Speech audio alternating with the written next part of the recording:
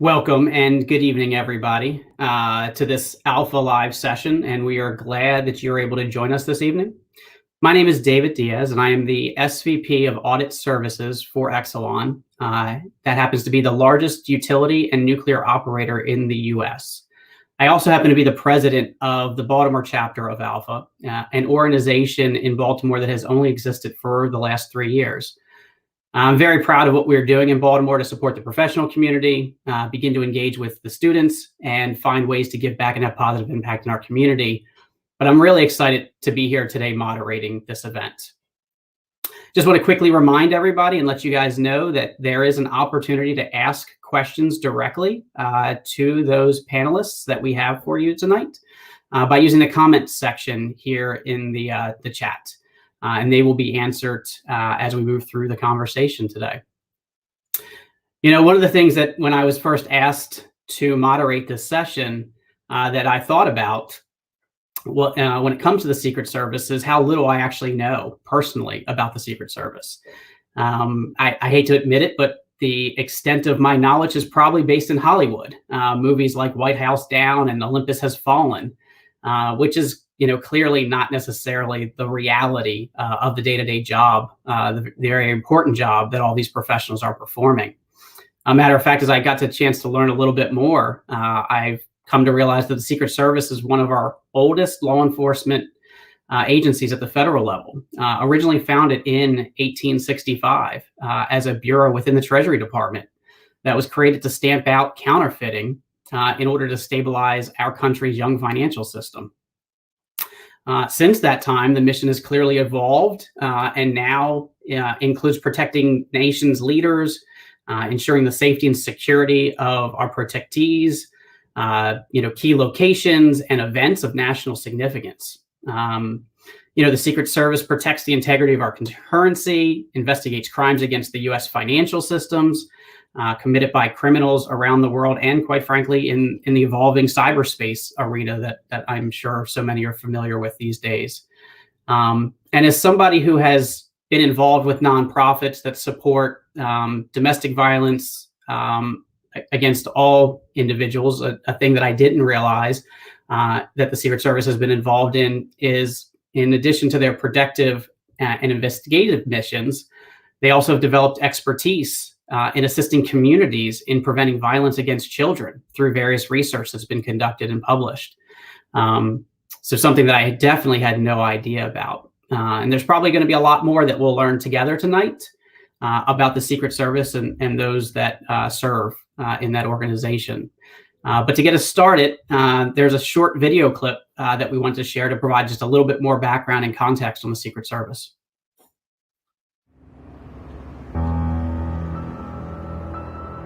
I would tell somebody that it is and it isn't what you think it is from the movies. There are a lot of things that you'll never know until you become one of us. Please, open up! All right! It's a long process and it's intense. I'm very glad that I did go for it and I didn't give up. It helps you to be able to develop into a person that can respond to anything, and being able to protect our country's leaders is something that I wouldn't be able to find anywhere else. The mission never stops. There's so many opportunities here that's something that will get you up every morning, to give you those butterflies, to want to continue to be better and to be great.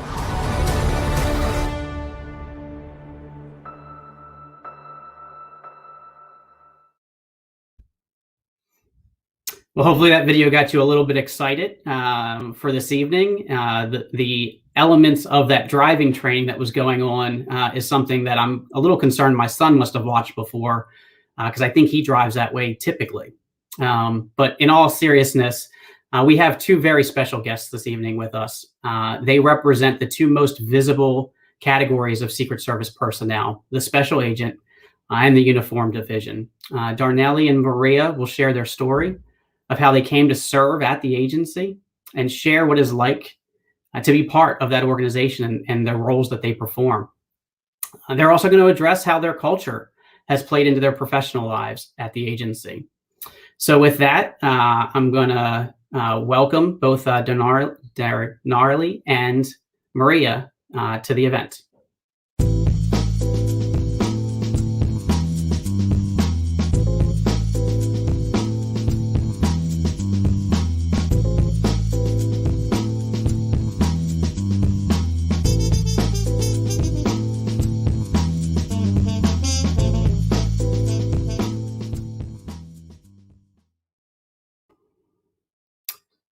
Welcome, both Marie and Darnelly. Appreciate you guys joining us today. I'm going to start with Darnelly. I think it's probably best for you to share a bit of your background and help the audience appreciate how you came to the agency and a little bit about yourself, both professionally and personally, for whatever you'd like to share. Thank you, David. Good evening, everyone. As a Latina special agent, I am grateful to have the opportunity to speak to you today about the Secret Service and also share with you my story. I am the first in my family to earn a college degree and join a law enforcement agency. I was born and raised in New Jersey. For those of you from the Garden State, I lived off exit 17 on the Turnpike. My mom is from Dominican Republic and my dad was from Puerto Rico. I grew up in a Spanish-speaking household, so English was my second language. Most of my extended family lived in Union City, so family gatherings occurred weekly. It was really great to grow up near family. While in college, I explored several career fields. I worked at a law firm, volunteered for a local politician, worked at a local bank, and pursued various other interests. But none of those positions were the right fit for me. So I started doing some research on different federal law enforcement agencies. And eventually I decided to pursue an internship in that field. I know I'm dating myself, but in the mid-90s, there was no Google to provide you information at an instant. And I didn't have access to people in the profession who I can consult about where to begin with the search. I also attended a liberal arts university that didn't have many contacts with law enforcement. So I grabbed the yellow pages and I literally started calling every federal law enforcement agency in New Jersey. I continued to leave voicemails and receive no callbacks. So I decided to branch out and started calling agencies outside of New Jersey. After leaving a couple of more voicemails, I was lucky to have a gentleman pick up the phone at the U.S. Customs office at the World Trade Center. I remember that day like it was yesterday. I will admit I was a tad bit direct on the phone, but it was the first time that I actually had someone pick up the phone since I began this journey to find this internship. So I was super excited and literally like just blurted out, I'm a college student looking for an internship at a law enforcement agency.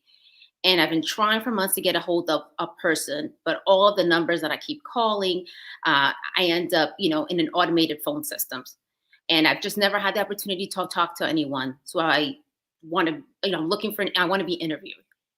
And there was like an awkward pause in that conversation. And the gentleman was like, so you're looking for an internship? And I was like, yes. And you've been randomly calling law enforcement agencies? And again, I was like, yes, I have. So a week later, I received the opportunity to be interviewed for an internship. And I landed the position. So I was, taking the train ride up to New York once a week. And I was excited. I was like, okay, mission accomplished, starting this internship opportunity. But to be honest with you, David, after, a few weeks of scanning documents and making copies, I started realizing that I wanted a little bit more. I mean, I had done some research about the agency, and I knew that they worked on some pretty interesting investigations. So I brought this up to my new supervisor, and I said, "Hey, is there an opportunity for me able to explore these this experience?" And you should have seen like the look in his face. He was like, "This girl just got here a couple of weeks ago, and now she's asking to go work somewhere else." But what I did was I presented to him what I considered a mutually beneficial opportunity. I said, "Hey, I'll come in once a week and I will do whatever administrative duties you have for me to do. And then on the second day a week, I could hopefully work in one of the operational units." And he agreed, and which was great because he introduced me to the El Dorado Task Force, which is an interagency group of over 55 law enforcement agencies that target money laundering. I was able to leverage my Spanish fluency to work on some high-profile investigations. And this is when I discovered that law enforcement was the right fit for me. Years later, one of the members of the El Dorado Task Force, who, by the way, was a Secret Service agent, recruited me to join the Secret Service. I was intrigued and interested in the Secret Service because of its integrated mission, which means that as a special agent, I serve as a criminal investigator, and I also have the opportunities to provide protection to our nation's leaders. So upon graduating from Drew University in Madison, New Jersey, I graduated with a political science major. I started working in the healthcare industry in Newark, New Jersey. And then I later relocated to Washington, D.C. to join the Secret Service. My career with the Secret Service began at the Washington field office in 1999, where I worked both criminal investigations and various protection assignments. In the years following that assignment, I served on the Vice Presidential Protection Detail, where I traveled both domestically and internationally, protecting the Vice President and his family. Following that assignment, I was transferred to the Criminal Investigative Division, where I really honed my investigative skills. As the national coordinator for all Secret Service financial crimes task forces across the country, I directed multi-jurisdictional criminal investigations involving counterfeit, currency, financial crimes, and cyber investigations. Then in 2013, I was promoted as a frontline supervisor to the New York field office, where I successfully led the interagency public health and medical response plan in support of the 2015 papal visit to New York, which was one of the largest national special security events in the history of New York City. Since then, I've held supervisory positions in the Liaison Division, Office of Training, Inspection Division, and the Office of Strategic Planning. In 2018, I was selected to attend the National Defense University, where I obtained my master's degree in national security and resource strategy at the Eisenhower School in Washington, D.C.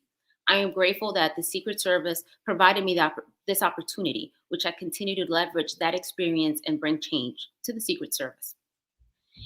In December of 2019, I was selected for my current position as a special agent in charge of the Office of Enterprise Readiness, where I have direct oversight of the Procurement Division and the Administrative Operations Division. I lead a diverse team of managers and administrative staff that support both divisions. The Office of Enterprise Readiness areas of responsibility include oversight of Secret Service facilities, property, asset management, and also procurement and contract management. Leading the Office of Enterprise Readiness has truly been the most rewarding position in my career. I have built the office from the ground up and implemented changes that have improved mission support services for the Secret Service. One of the many challenges that I faced in this new position was procuring personal protective equipment, PPE, for the frontline workers that protect the president, the vice president, their families, and also the facilities we secure. Due to PPE supply chain and mass shortages during the beginning of the pandemic, it was vital to establish an efficient PPE procurement process. So I successfully designed and implemented a new process to receive requirements, finance, procure, track the PPE inventory, and also distribute it to our frontline workers in DC and also to all the Secret Service offices, both domestically and abroad. Throughout my 21-year career with the Secret Service, I am honestly, truly grateful that the agency has selected me for increasingly challenging positions, giving me the opportunity to grow professionally. What an incredible story. Thank you for sharing that. And although you think the Google reference was dating you, I'm pretty sure no one knows what the yellow pages are anymore outside of a very dated reference for sure. Before we jump into hearing a little bit from Maria, try to give the audience a little bit personal elements to your story. What do you like to do when you're actually not on the job? Albeit, I presume you have to work a lot, given all those responsibilities you have, but hopefully you have some things you get to do for fun. So when I'm not working, I'm usually chasing my boys around. I have twin 6-year-olds, and they're quite the handful, especially this past year as we continue navigating through this pandemic. I can honestly say that due to the virtual school environment, that they're savvier with computers at this point than I am. And I also enjoy staying active, whether that's going for a jog, walk, weight training, or maybe just jumping on my Peloton for a cycling class. I really enjoy staying active. Wonderful. Thank you for sharing. Maria, if you also wouldn't mind sharing a bit of your story and your background, both professionally and personally.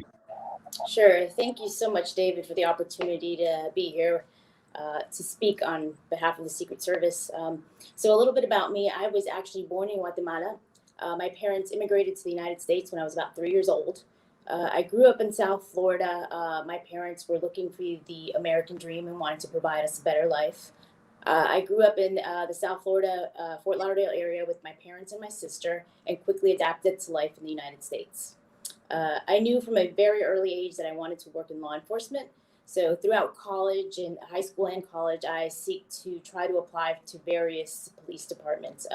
Unfortunately, as soon as I graduated high school, a lot of the agencies or local PDs wouldn't accept my application because they wanted some sort of experience. So I enrolled in community college. I went to Miami-Dade Community College to seek my Associate of Arts in Criminal Justice.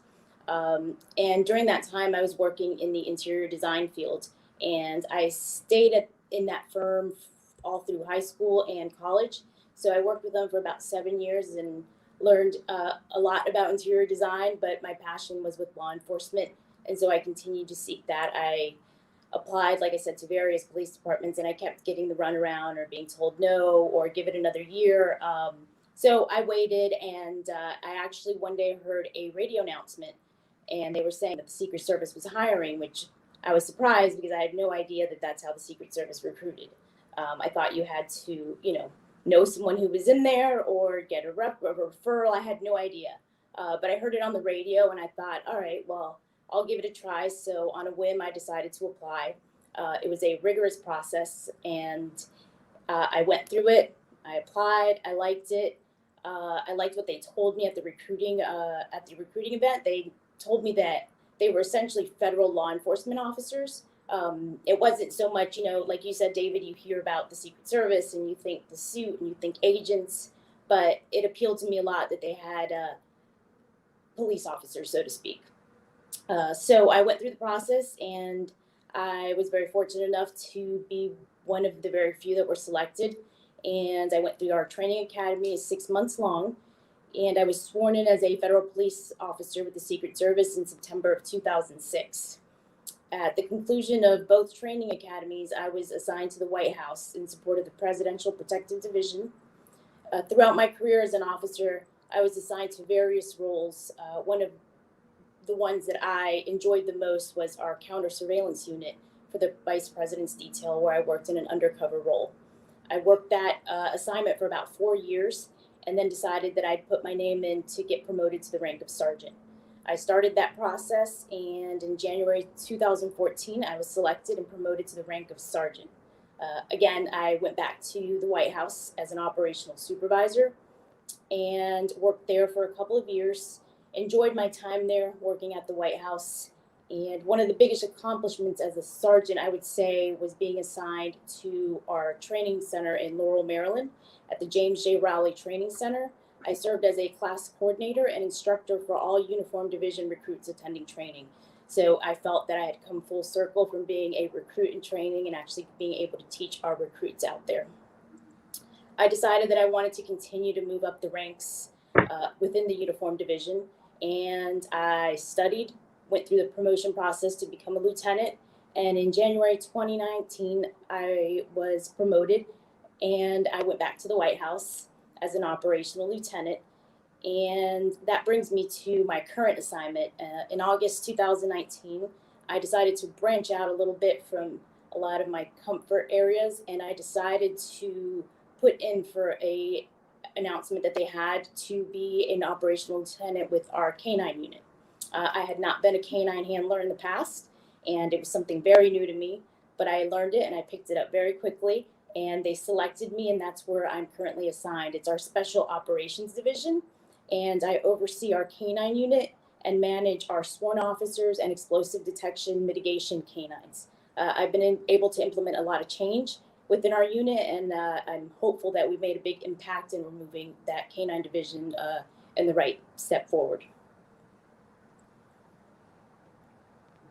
Wow. Two incredible resumes by two incredible Latinas. Thank you for sharing that today. As just a reminder, again, to the audience, you do have your opportunities to use the comments areas and ask questions that we will get to. So feel free to use those. Maria, maybe I'll start with you for the first question that we have. Working for the U.S. Secret Service is clearly not an ordinary everyday job. Can you share with us the most amazing or exciting experience that you've had in your career? Sure. I think there's quite a few. I think on the top of my list, I would say when I graduated from the academy, it was an amazing experience to be able to walk into the White House every day to go to work. So that was amazing, especially someone who wasn't born in this country, to be able to every day come into work at the White House. So that's up there on my list of amazing moments. I think some of the other ones have been being able to travel all over the world. Being able to meet 3 presidents is also pretty high up on my list. Yeah. I can imagine why. That's awesome. Darnelly, I'm sure you've got a couple of great ones as well. Would you like to share with the group? Yeah, I'll first say that, in the Secret Service, every day could be different. I always say, expect the unexpected. For example, you could be assigned to a protection detail and something happens in the nation, such as a natural disaster or any other large-scale incident. And a regularly scheduled day in DC becomes a multi-city trip. And that happens often.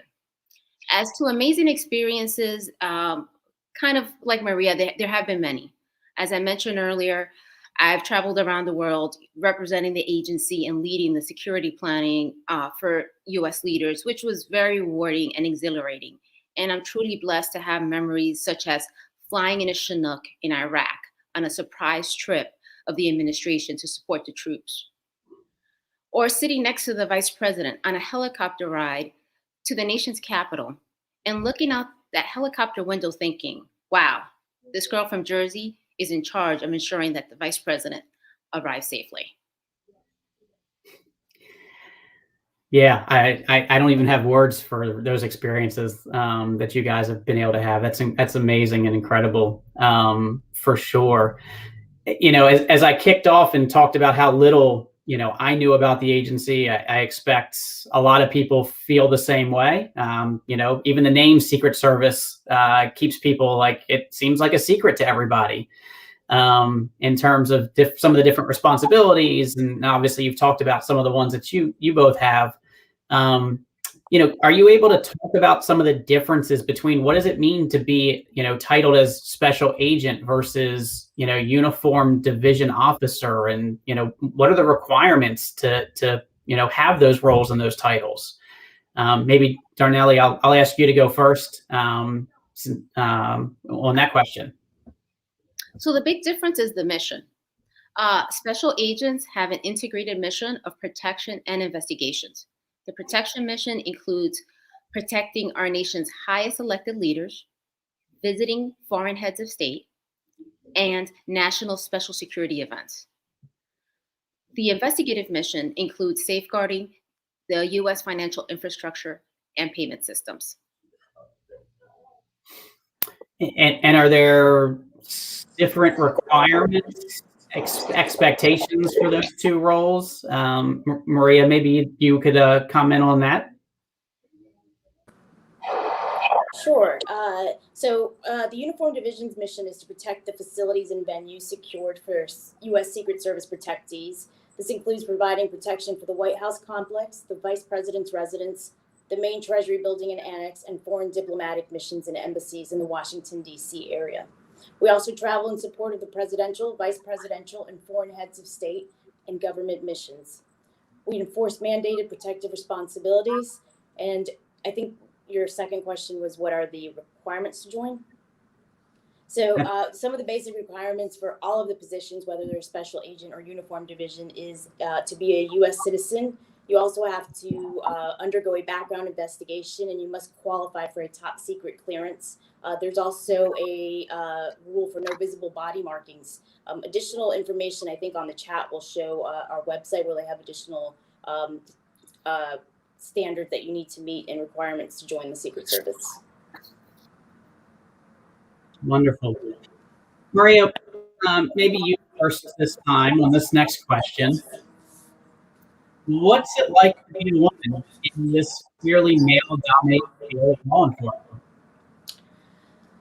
So I think it's equally challenging and rewarding. Challenging because at times in a male-dominated field such as ours, it can be competitive. I'm a very competitive person, and sometimes I find myself going the extra mile. But at the same time, it's also rewarding because we as females, like Darnelly and I, are breaking barriers, getting promoted, and opening doors for future applicants. When I started with this agency, there weren't many female supervisors. The agency has made great strides. We had our first female deputy chief within the uniform division about 2 years ago. And I think it's amazing that we have females in these higher ranks and moving toward these supervisory roles, especially individuals such as Darnelly and I with our diverse backgrounds. Darnelly, please. I'd love to hear your insights as well. Well, first, I just want to say that I am grateful to all the women who paved the way for the current generation of female law enforcement professionals. I personally believe women have a profound impact on policing. Women bring valuable qualities that enhance a male-dominated profession. We excel as communicators, we build relationships, and are problem solvers. And today, kind of as Maria mentioned, there are more females in leadership roles in the Secret Service in both the Special Agent and the Uniform Division than ever before.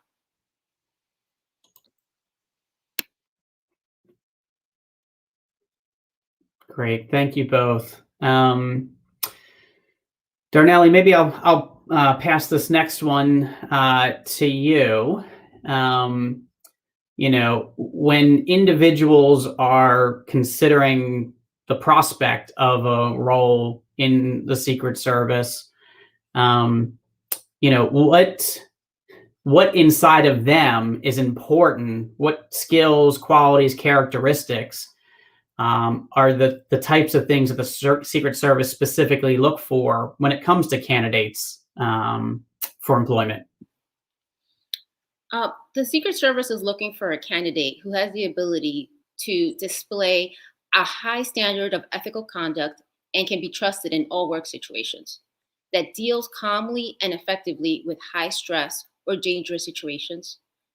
Also, that they demonstrate fairness, professionalism, and tact when interacting with others, and that they have skill in demonstrating good judgment by making sound decisions, timely and well-informed decisions.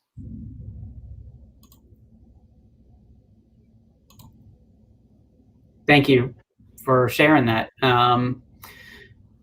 Maria, as we move on to the next question, there are a lot of agencies out there.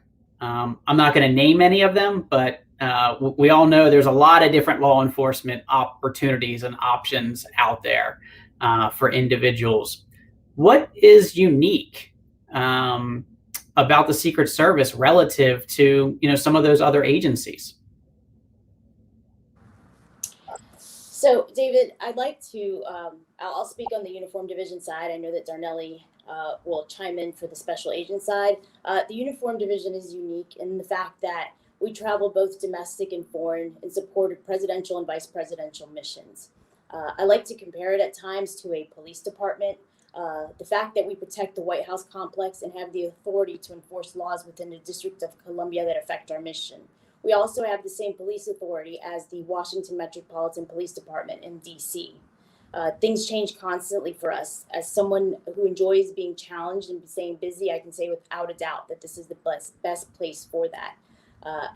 I believe that a lot of people look at the Uniform Division and see us as the police officers protecting the outside of the White House, and we're so much more, many more positions that are available. There's a lot of specialty units, but that in itself makes it the uniform division a little bit more different. We're federal police officers. We're not a local police department, so we carry federal authority when we travel overseas and when we're local. So anywhere that our protectee is or anyone that we protect is, we have local jurisdiction over that area. So that makes us a little bit unique. So it's a police. We're a police officer, but it's a federal police officer, and that's very unique. You don't normally see that within a local police department. Darnelly, please. I would start saying the mission, right? The Secret Service has a unique mission of protection and investigation. We're the only agency in charge of protecting our agency leaders and also safeguarding America's financial and payment systems from criminal exploitation. But to add to that, it's just the opportunities of traveling also, for me personally, that I think is added value to the agency. You know, we literally have a front row seat to experience history just right in front of us all the time.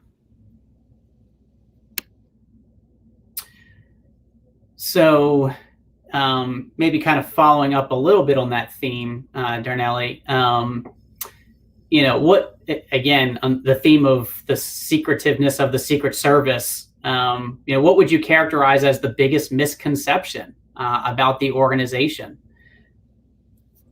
I would say, and I know earlier you mentioned movies, so we are a lot more than just an executive protection cadre of tall men with suits, ties, shades, and earpieces. We are diverse, and the diversity is growing. As a special agent, there are many opportunities to work both criminal investigations and protection. The Secret Service provides training to agents who are interested in cyber investigations. There's opportunities to join our counter assault team, or to become a polygrapher or an instructor at a training academy in Beltsville. And these are just a few of the many opportunities that the Secret Service provides special agents. Maria, would you like to share your perspective around misconceptions that you have seen as well? Yes, definitely. I think, like Darnelly said, I think that people think that the Secret Service is about protecting the president. While it's one of our most important job duties, it goes beyond that.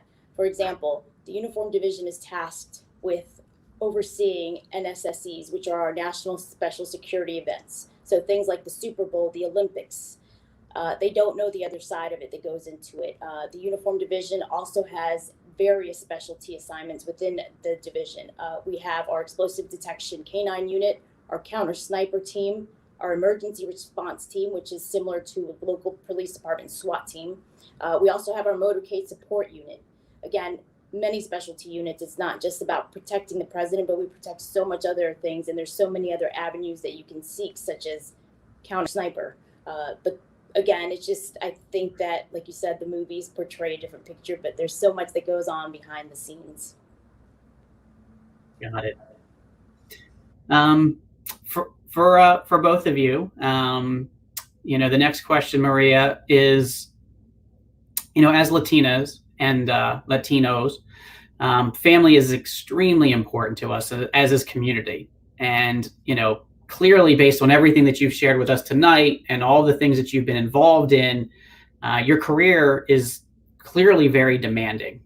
And so, you know, you've already mentioned 6-year-old twins. So clearly it's possible to have a family while working for the U.S. Secret Service.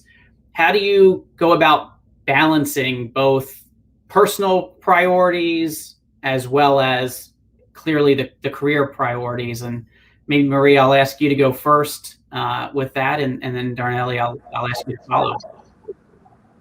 Sure. It's definitely doable. Darnelly is a perfect example of how it can be done. I think it takes a strong support system at home. I have a very supportive husband and supportive parents and sister. They are the backbone of me being able to take some time off and enjoy quality time with family. You just have to really, the job doesn't end. Sometimes it's not a 9-to-5 job, so that's something that you need to take into account, but it does help to have that strong support system. I think one of the biggest pluses with the federal government is our annual leave, which is our vacation day. It's unlike any other civilian job. I've been able to take full advantage of that, and I earn my annual leave based on the years in service that I have. And I am able to take full advantage of that and visit my family and take several vacations a year.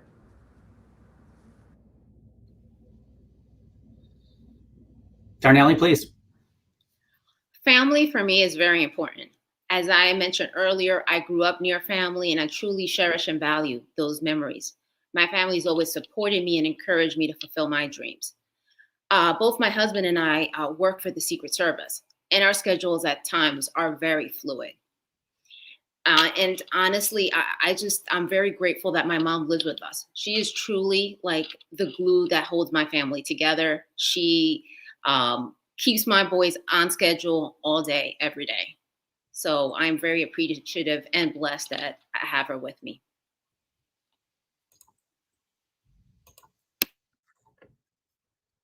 All right.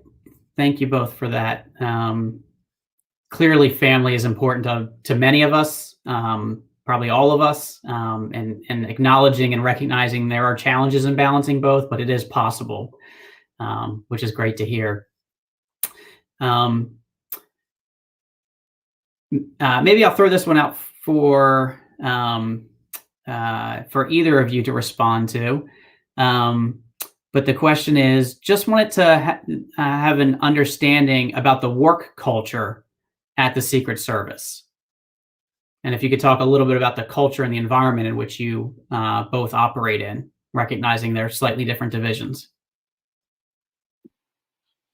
I could take that first. I will say in the Secret Service is a very high tempo environment, and things can change literally at an instant, right? So you have to be very flexible and adaptable, to schedule changes or things of that nature. And it's something that it's kind of in the fiber of the agency.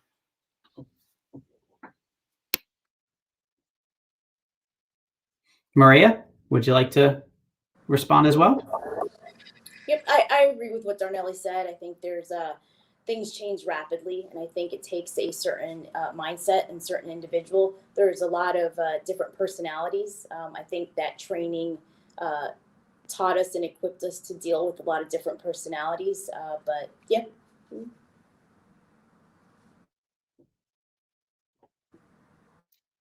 All right. Our next question, and again, I'll kind of throw this out for whoever would like to respond to it. Considering all the people you've met in your line of work, what personal attributes are essential for success? And what part of your job do you find the most challenging?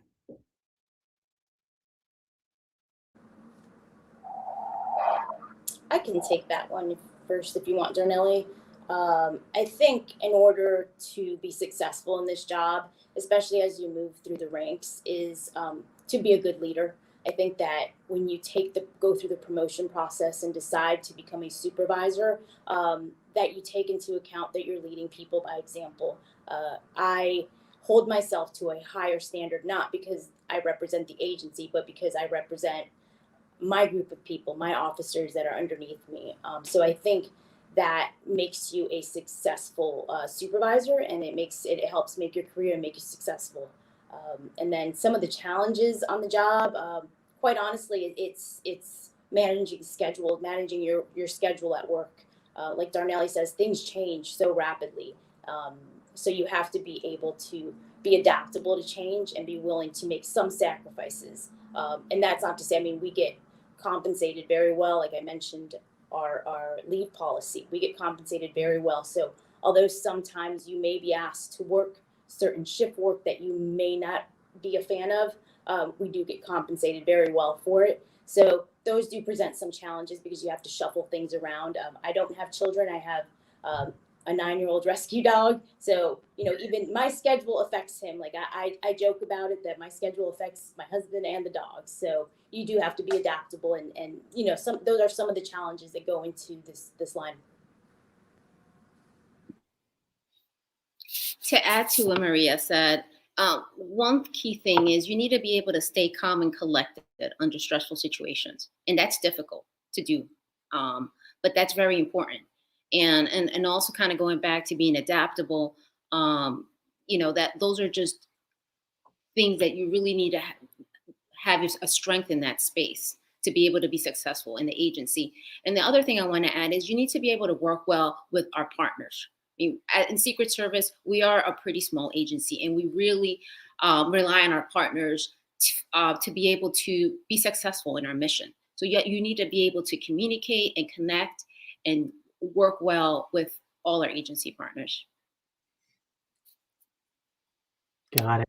Darnelly, maybe I'll ship this one to you to start off with. There's been some conversation tonight about kind of what it takes to be in the Secret Service, what the Secret Service has done in order to help prepare each of you to be successful. Can you talk a little bit in detail about what is the training like in order to, be successful like you both have been?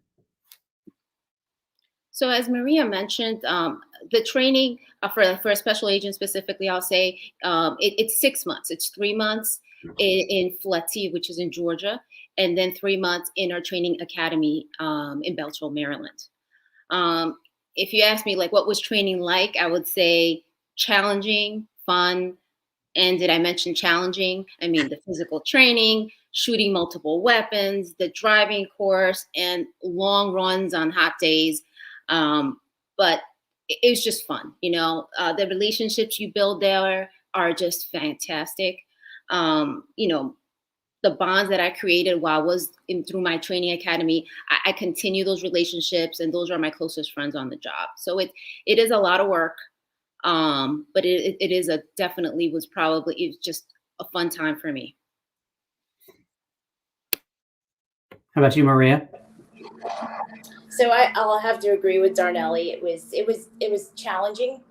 It pushed you to those limits. The Uniform Division training is also 6 months, 3 months in our Federal Law Enforcement Training Center in Glencoe, Georgia, or Artesia, New Mexico, and then the other 3 months here in Maryland. But it was challenging, not just the physical aspect of it. You're also far from home, and you miss your family.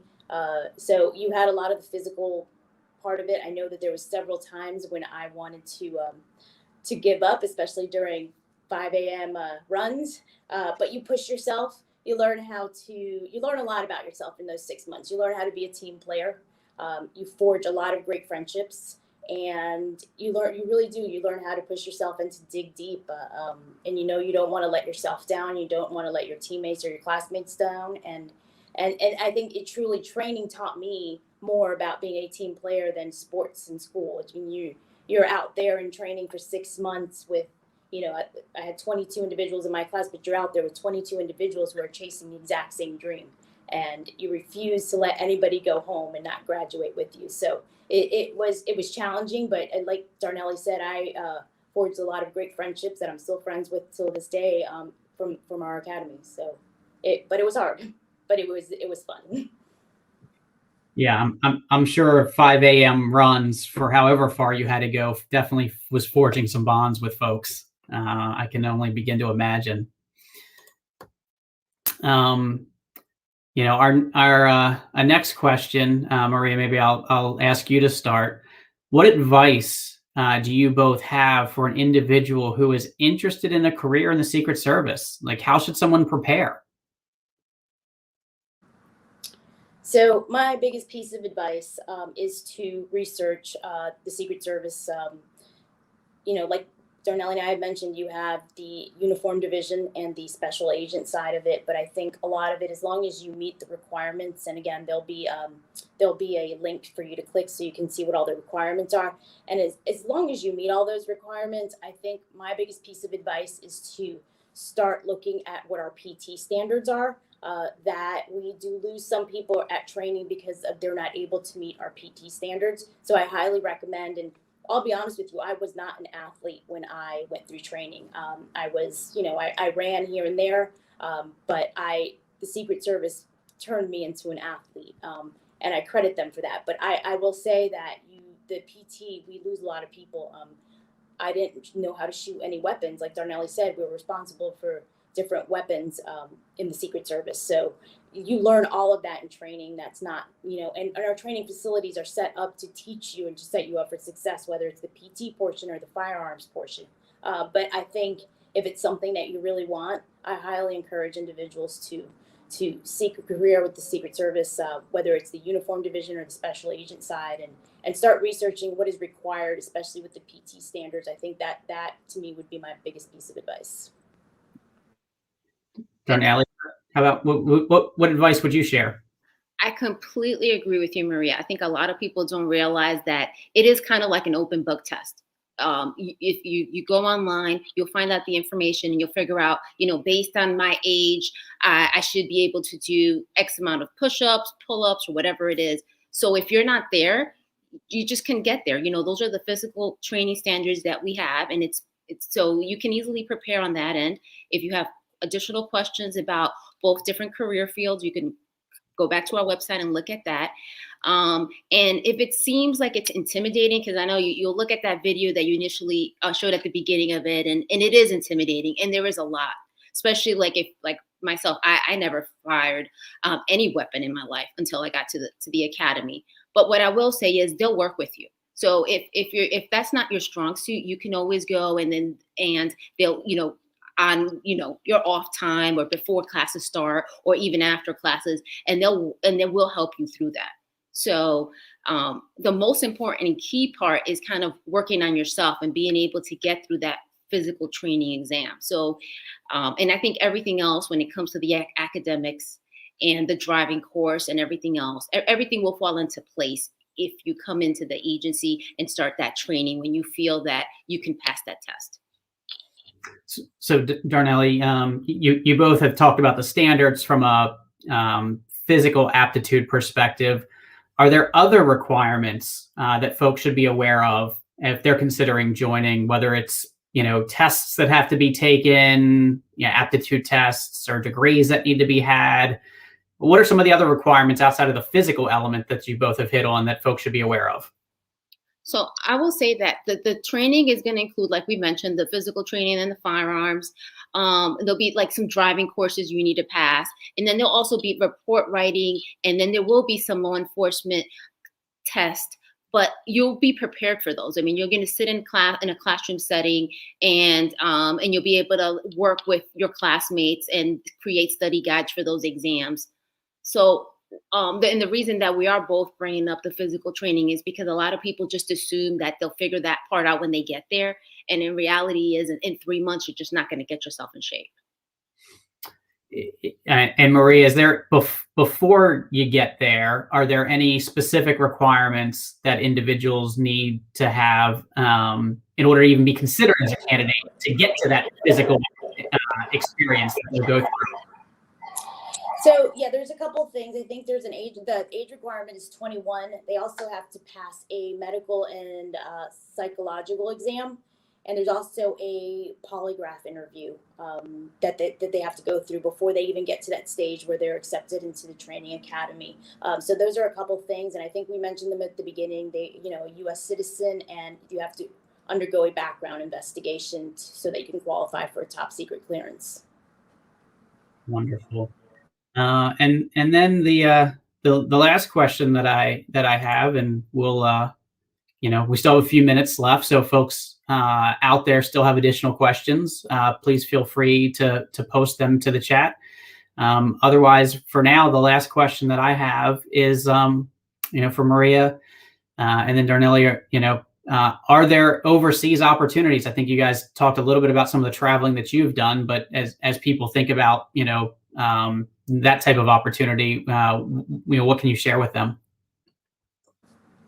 Yeah, so definitely within the uniform division, as I said, with the uniform division, we travel as well as the agent side. We travel in advance of one of our protectees. So if the president or vice president is traveling overseas, the uniform division travels in advance of that to secure the facility where they'll be.